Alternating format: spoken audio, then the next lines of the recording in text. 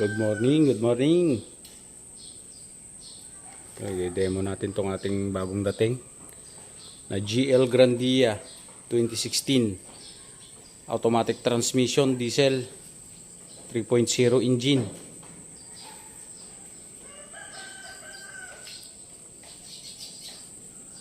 Napakalinis, napakakinis. Legit first owner po natin ito nakuha, mga boss, mga madam. All stock intact. Sariwang GL Grandia. Unahin na natin yung kanyang presyo. Ang presyo po nito, binebenta po natin siya sa halagang 1,080,000. Pwede po siyang cash, pwede pong financing. Sa mga naghahanap ng ganitong klase ng sasakyan, baka pwede po sa inyo to. Wala ka nang gagawin po dito, just cash and go. Sasakay ka na lang po. Sariwang GL Grandia na 3.0 2016 model. Papaikutan po natin. Yan.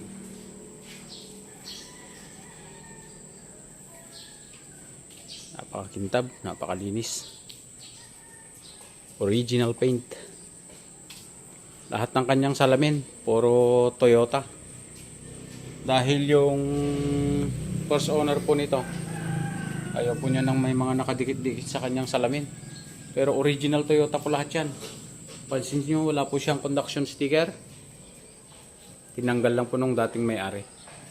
Pero lahat po yan orig. Pati harap. Wala pa pong napapalitan dyan.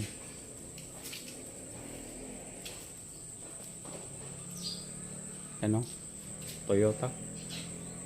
Wala lang conduction sticker. Headlight, napakalinaw. Yun yung kanyang grill sa harap. Wala pong basag, walang tama. Plaka, unat na unat. Walang indication ng kahit na anong sagi. Kanyang gulong, 95%. Westlake Radial. Yung kanyang gulong. Yan o. Westlake. 195/15 yung kanyang size. Silipin natin yung loob. Papacheck po natin yung kanyang odo. Ano? Sariwang sariwa po ito. Manibela, detailed na detailed pa, hindi pa siya makintab. 88,000 original mileage. Kanyang shift knob, ito lang oh.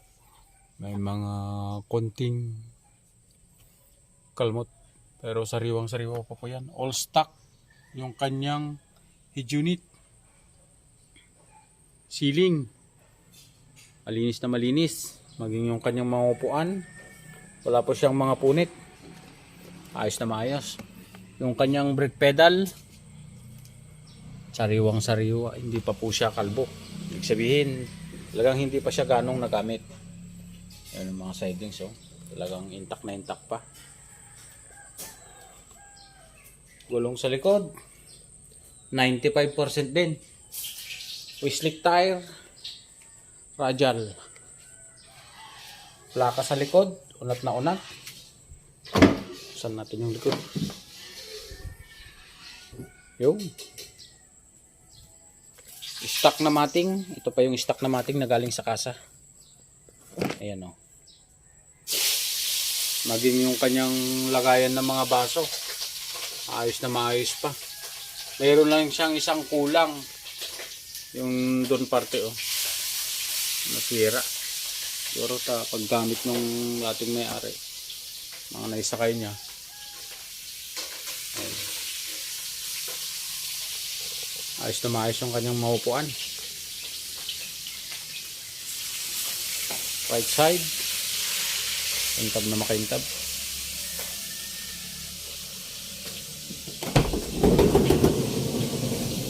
Ito yung kadalasang nasisira sa mga van dahil inapakan.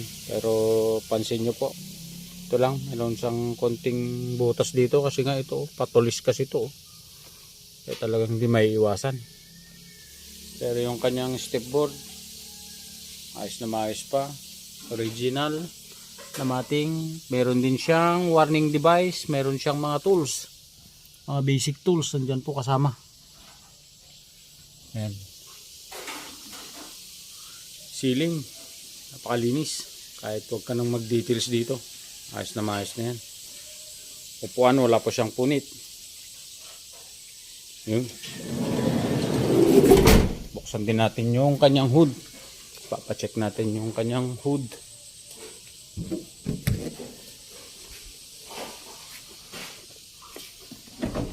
Check din natin tong kanyang makina.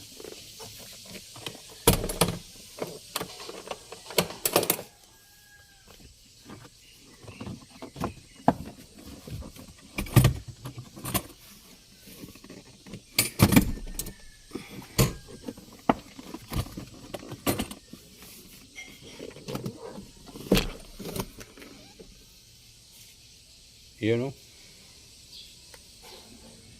Sariwang sariwa. Stock pa yung kanyang filter, oh. Yung gas filter. Stock pa yan. Yan pa yung galing sa kasa, hindi pa napapalitan. Yun yung mga kadalasang nasisira sa mga ganyang makina. Start po natin para marinig yung kanyang andar.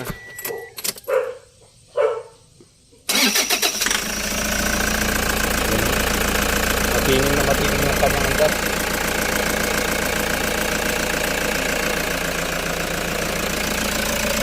Aircon, napakalamig ng kanyang aircon. Ayan. Stereo, gumagana rin po yan. Ayun. Napakalamig ng kanyang aircon. Check natin yung kanyang hood.